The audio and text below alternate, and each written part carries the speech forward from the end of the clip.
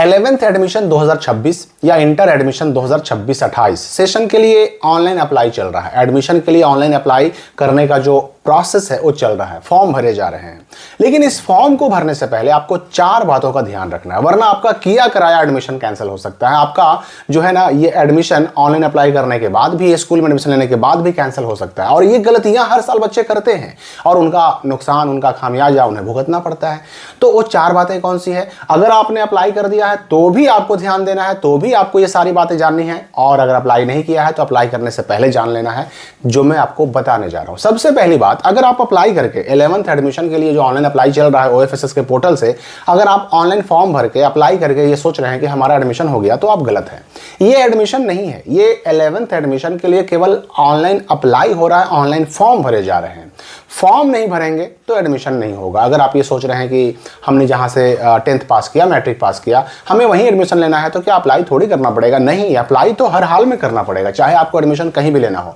तो ये अप्लाई करके ये ना सोचिए कि एडमिशन हो गया। एडमिशन एक्चुअल जो होगा स्कूलों में, उसमें भी टाइम लगेगा, उसमें भी टाइम लगेगा। और ये समय डिपेंड करता है कि ये ऑनलाइन अप्लाई जो 11th एडमिशन का चल रहा है, ये खत्म कब होता है, ये ओवर कब होता है, उस पर डिपेंड करता है। जैसे अभी 11th एडमिशन के लिए ऑनलाइन अप्लाई करने का डेट 18 अप्रैल रखा गया है। अभी इस डेट को कई बार बढ़ाया भी जाएगा। हालांकि आप डेट बढ़ने का वेट ना करें, जितनी जल्दी हो सके अप्लाई जरूर कर दें, लेकिन ये डेट बढ़ेगा। अब जब फाइनली ये डेट खत्म हो जाएगा ना, उसके बाद जारी होगा फर्स्ट मेरिट लिस्ट, फिर उसके बाद सेकेंड, फिर थर्ड। तो फर्स्ट मेरिट लिस्ट में जिन बच्चों का नाम आएगा, जिन बच्चों का सिलेक्शन होगा, उनको जारी होंगे इंटीमेशन लेटर। इंटरनेट से ही उनको डाउनलोड करना होगा, जो यूजर आईडी और पासवर्ड आता है ना, उसी से लॉगिन करके। और उस इंटीमेशन लेटर पे होगा उस बच्चे का जो स्कूल मिला है उसको, वो स्कूल का नाम और स्ट्रीम, आर्ट्स, साइंस या कॉमर्स। और वहां जाकर जो होगा ना, वो एक्चुअल एडमिशन होगा। तब आपको सेक्शन मिलेगा, फैकल्टी यानी स्ट्रीम मिलेगा, और तब आपको रोल नंबर मिलेगा, तब हुआ एडमिशन। अभी केवल ऑनलाइन अप्लाई है। दूसरी बात आपको ये दिमाग में रखनी है कि अभी जो आप फॉर्म भर रहे हैं, इसमें केवल आपको स्ट्रीम चुनना है। आपने अगर फॉर्म भरा होगा तो देखा भी होगा, अभी केवल स्ट्रीम चुनना है। जो हम मिनिमम 10 स्कूलों का विकल्प चुनते हैं, मैक्सिमम 20 स्कूलों का ऑप्शन चुनते हैं, चॉइस भरते हैं, उसमें स्कूलों के नाम के साथ साथ आर्ट्स, साइंस या कॉमर्स भी चुनना पड़ता है। तो अभी केवल स्ट्रीम चुनना है। तो सब्जेक्ट कब चुनेंगे भाई?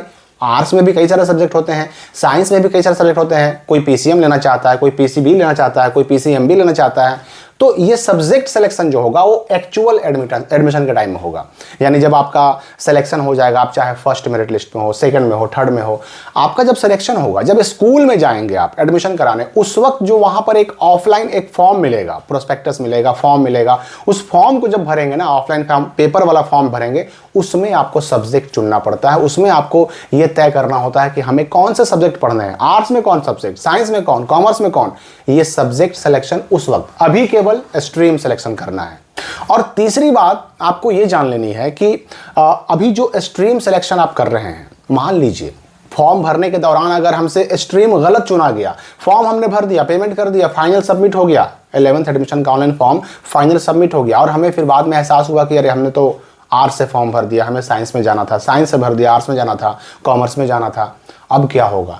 तो मैं आपको बता दूं कि अगर आपने स्ट्रीम चुनने में गलती की, तो अब जब मेरिट लिस्ट जारी होगा ना, तो उसी स्ट्रीम के हिसाब से होगा। अगर आपने साइंस चुना है तो साइंस का ही आपका सिलेक्शन लिस्ट में नाम आएगा, साइंस ही आपको मिलेगा, साइंस में ही एडमिशन कराना होगा। आर्ट्स चुना है तो वही मामला, आर्ट्स ही मिलेगा। कॉमर्स चुना है तो कॉमर्स ही मिलेगा। अब अगर गलती सिलेक्ट हो गया तो क्या करें हम? तो उसका उपाय है कि आपसे अगर गलती सिलेक्ट हो गया है, अब आपका मन कर रहा है कि नहीं, हमें आर्ट्स नहीं पढ़ना, साइंस पढ़ना, साइंस नहीं पढ़ना है, कॉमर्स नहीं पढ़ना है, आर्ट्स पढ़ना है, तो अब क्या कीजिए कि ये फॉर्म जो आपने भरा, इसको वैसे ही छोड़ दीजिए। इसके हिसाब से आपका मेरिट लिस्ट आएगा, मेरिट लिस्ट में नाम आएगा, सिलेक्शन होगा, स्कूल भी मिलेगा, लेकिन वहां आपको एडमिशन नहीं कराना होगा।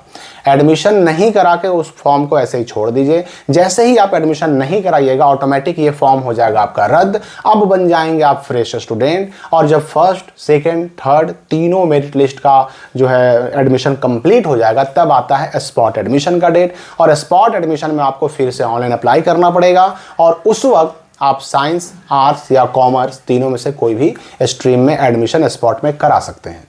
क्योंकि स्पॉट एडमिशन के लिए जो अप्लाई होता है ना, उसमें अप्लाई करते वक्त, ऑनलाइन फॉर्म भरते वक्त स्ट्रीम नहीं चुनना होता है। उसमें ना तो स्कूल चुनना होता है, ना तो स्ट्रीम चुनना होता है। बस जो स्कूल में सीट खाली है, साइंस में, आर्ट्स में, कॉमर्स में, वहां जाकर के आप एडमिशन करा सकते हैं। लेकिन इसमें 2 नुकसान है। नुकसान नंबर 1 की जो आपने अभी फॉर्म भरा 350 रुपये पेड किया, ये आपका चला जाएगा बेकार। दोबारा से जो स्पॉट एडमिशन के लिए फॉर्म भरिएगा ना, जब first second third merit list खत्म हो जाएगा उसके बाद स्पॉट आएगा, उस वक्त फॉर्म भरने में फिर से 350 रुपये लगेंगे। ये एक नुकसान हुआ। दूसरा नुकसान ये कि चूंकि स्पॉट एडमिशन के टाइम पर तीनों मेरिट लिस्ट का एडमिशन हो चुका रहेगा, तो हो सकता है कि हमारे पसंद के स्कूल में जो हमें आर्ट्स चाहिए था, साइंस या कॉमर्स चाहिए था, हो सकता है उसमें सीट ही फुल हो गया हो, तो पसंद का स्कूल ना मिले। स्कूल मिलेगा तो जरूर, एडमिशन होगा तो जरूर, लेकिन हो सकता है कि जिस स्कूल में हम चाह रहे हैं वहां तब तक सीट ही ना खाली बचे। तो ये एक नुकसान, दो तरह के नुकसान आपको हो सकते हैं। यहां पर मैं ये भी स्पष्ट कर दूं कि किसी कारण से अगर कोई बच्चे ने अप्लाई तो किया, उसका फर्स्ट में या सेकंड में या थर्ड में कभी भी नाम आया मेरिट लिस्ट में, उसको पता नहीं चला या पता चला और जानबूझकर छोड़ दिया, या किसी और कारण से उसने फॉर्म ही नहीं भरा, किसी कारण से वह अगर अप्लाई नहीं कर पाया है, तो स्पॉट एडमिशन में सबको मौका मिलता है।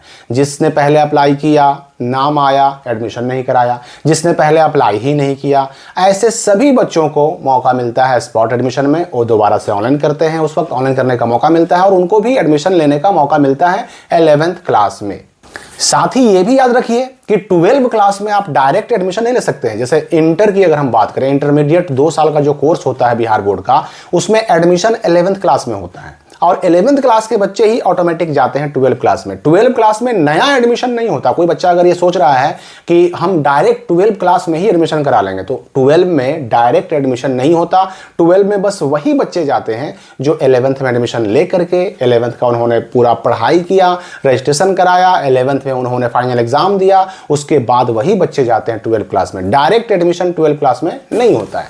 और अब चौथी बात जो आपको बहुत ध्यान से सुनना है, समझना है। देखिए, अभी जो 11th एडमिशन 2026 के लिए अप्लाई चल रहा है, ऑनलाइन फॉर्म भरे जा रहे हैं, मान लीजिए कि इस फॉर्म में कोई गलती हो गया, हमारे नाम में, पिता के नाम में, माता के नाम में, डेट ऑफ बर्थ में, या किसी भी चीज में कोई गलती हो गया, कोई भी चीज गलती हो गया, तो अब क्या होगा? देखिए, अगर फॉर्म भरने में 11th एडमिशन के लिए अप्लाई करने में कोई गलती हो गया, तो अभी उससे कोई प्रॉब्लम नहीं है।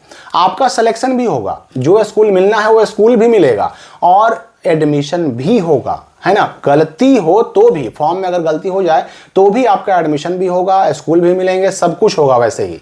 लेकिन ध्यान ये रखना है कि एडमिशन हो जाने के बाद जब 11th का रजिस्ट्रेशन होगा, क्योंकि 11th का एडमिशन जैसे ही खत्म होता है, पूरा होता है, कंप्लीट होता है, तुरंत 11th वालों का 2028 के इंटर एग्जाम के लिए रजिस्ट्रेशन होगा, पंजीयन जिसको कहते हैं। तो रजिस्ट्रेशन के टाइम जो है ना, आपको ध्यान देना होगा और उस वक्त जो गलती अभी रह गई है, आपके फॉर्म में हो गई है, उस गलती को उस वक्त सुधारना होगा। सुधार हो जाएगा आपके स्कूल से, ठीक है। तो उस वक्त सुधार करा लेंगे, आगे फिर आपका सब कुछ बिल्कुल सही चलेगा। तो अगर कोई फॉर्म में गलती हो भी जाए तो उससे परेशान बिल्कुल नहीं होना है। फॉर्म में आपने अभी अप्लाई करते वक्त कौन सा मोबाइल नंबर डाला, कौन सा ईमेल आईडी डाला है, उससे कोई मतलब नहीं है। जब स्कूल अलॉट होंगे, वहां जो ऑफलाइन फॉर्म मिलेगा, उसमें आप कोई भी मोबाइल नंबर, कोई भी ईमेल आईडी भरने के लिए बिल्कुल स्वतंत्र हैं, कोई भी फोटो वहां लगाने के लिए बिल्कुल स्वतंत्र हैं, कोई दिक्कत नहीं है, ठीक है ना। तो एडमिशन से जुड़ा और भी नया अपडेट अभी आ रहा है। आप कौन सा स्ट्रीम चुनने जा रहे हैं, साइंस में, आर्ट्स में या कॉमर्स में, किस में एडमिशन कराने की आपकी इच्छा है, कमेंट करके हमें भी बताइए। हम मिलेंगे अगले वीडियो में नए अपडेट के साथ।